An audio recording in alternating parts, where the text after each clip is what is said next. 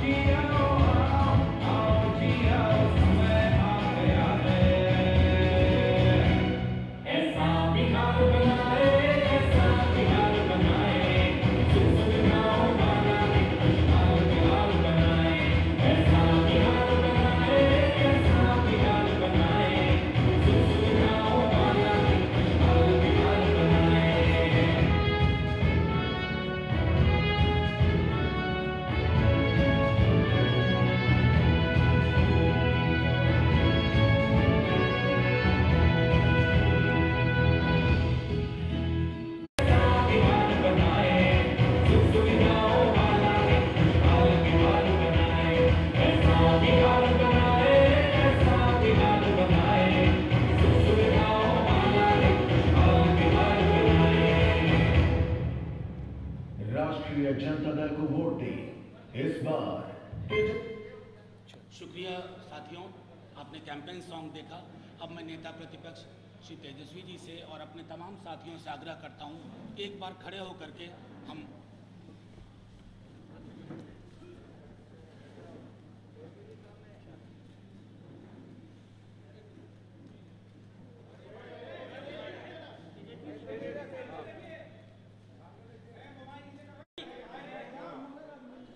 Thank you साथियों।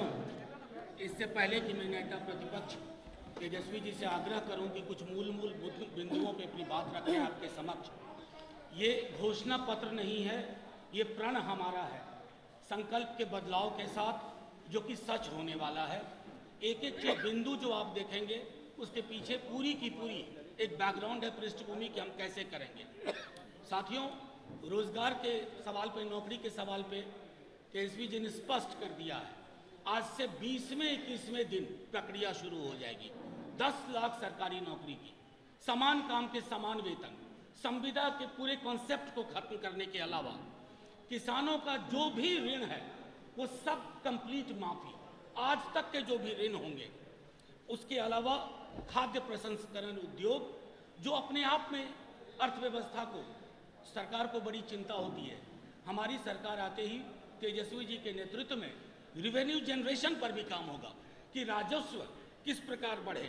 बिहार की मौजूदा बिजली दर इतनी कम हो जाएगी कि लोगों पर से जो बोझ है वो खत्म हो जाएगा। हमारा ये भी कहना है कि जब मिथिला में जीआई बिहार, वो जीआई मिथिला होगा और तमाम अलग अलग क्षेत्रों के जो वहाँ की चीज़ें हैं उसके आधार पर ग्रामीण अर्थव्यवस्था के उद्योग पहली बार आएंगे। बिहार में शिक्षा बजट शायद पहली बार हम 22% करने वाले हैं। 22% राजकीय बजट में शिक्षा के बजट का हिस्सा होगा। संविदा नाम की कोई चीज नहीं होगी इस बिहार में, नए बिहार में तेजस्वी जी के नेतृत्व में। अब मैं आग्रह करूंगा कि मूल 2-4 बिंदुओं पर तेजस्वी जी आपके समक्ष अपनी बात रखें। देखिए, सबसे पहले सभी लोगों का स्वागत है। हमारे साथ प्रदेश अध्यक्ष जगदा बाबू जी, आदरणीय श्याम रजक जी, मनोज झा जी, लवली आनंद जी, मृत्युंजय तिवारी जी, सुनील जी, कारी शोहेब जी यहाँ आज उपस्थित हैं। ये मैनिफेस्टो नहीं है, जैसा कि मनोज जी ने आपको बताया, ये हम लोगों का प्रण है। प्रण हमारा संकल्प बदलाव का, जो कि सच होने वाला है। इसमें काफ़ी डिटेलिंग और काफ़ी विस्तार रूप से हर एक क्षेत्र को लेकर के हर एक चीज़ों का ध्यान रखने का काम किया है, जिससे हम वाकई में बिहार को खुशहाल, बेहतर, समृद्ध बना सकते हैं। और हमने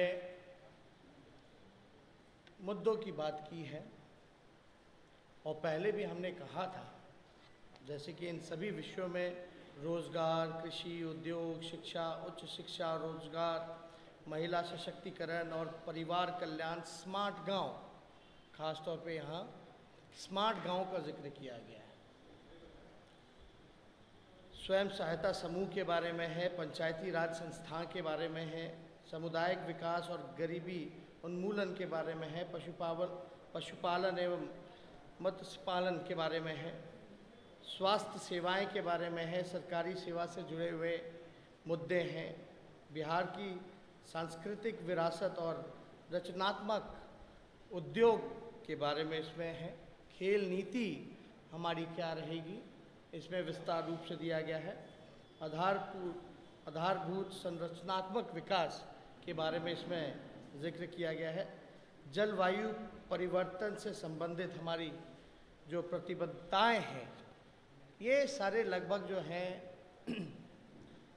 हर एक चीज़ों का प्रण, हमारा संकल्प बदलाव का विस्तार रूप से हर एक चीज़ दिया गया है। इसमें आदरणीय राष्ट्राध्यक्ष लालू प्रसाद जी का, पूर्व मुख्यमंत्री आदरणीय राबड़ी देवी जी का संदेश भी इसमें बिहार के लोगों को दिया गया है। हमने पहले ही भी कहा, कई दिनों से हम लोग कह रहे हैं, लोग हंसी उड़ाया करते थे कि भाई रोजगार कैसे देंगे, पैसा कहाँ से लाएंगे। हमने कहा रोजगार और नौकरी में अंतर है। रोजगार तो कचड़े साफ करने वाला भी रोजगार हुआ, पकौड़ा तलो वो भी रोजगार हुआ, नाले साफ करो वो भी रोजगार हुआ, लेकिन हम यहाँ 10 लाख सरकारी नौकरियों के बारे में जिक्र कर रहे हैं। और पहले कलम से पहले मंत्रिमंडल के बैठक में ये सच होने वाला है कि देश के इतिहास में पहली बार इकट्ठे 10 लाख नौजवानों को सरकारी नौकरियां दी जाएंगी। 4.5 लाख नौकरियां रिक्त हैं स्वास्थ्य सेवाएं में, शिक्षा विभाग में, पुलिस महकमे में। 60% जूनियर इंजीनियर का पद जो है वो खाली, यानी doctor, nurse, compounder, lab technicians, engineers, professor, teacher, आपके पुलिस बल की जो क्षमता है, जो होनी चाहिए, जो कि अभी नहीं है। हमने उदाहरण भी दिया था मणिपुर जैसे छोटे राज्य का कि भाई 1 लाख आबादी पे वहाँ 1000 से ज़्यादा पुलिसकर्मी हैं, लेकिन बिहार में 1 लाख आबादी पर 77 पुलिसकर्मी हैं। तो इन सारे विभागों को अगर हम मिलाएं तो लगभग 4.5 लाख नौकरियां जो हैं कभी भी सरकार दे सकती है। और ये बजट में ऑलरेडी प्लान बजट में इन सारी चीज़ों का व्यवस्था है। पगार की बात होती है, सैलरी की बात होती है, क्योंकि ये पदे रिक्त हैं। बात आती है 5.5 लाख नौकरियों की, तो वो राष्ट्र औसत के मुकाबले हमको आना है। हमको बिहार बेहतर बनाना है। जहाँ फंसा हुआ है हमको वहाँ से निकालना है। तो निकालना है तो कम से कम जो नेशनल एवरेज है उसको हमको कम्पीट करना पड़ेगा, उसके मुकाबले राष्ट्र औसत के मुकाबले हमको आना पड़ेगा। तो 4.5 और 5.5 लाख नौकरियां मिला के टोटल 10 लाख हो जाती हैं। झूठा वादा करना हो भाजपा और डबल इंजन सरकार का जैसे करते रहे, तो हम लोग भी बोलते भाई 50 लाख नौकरियां देंगे। हम लोग भी शुरू से बोलते कि 1 करोड़ नौकरियां देंगे, लेकिन 10 लाख ही क्यों?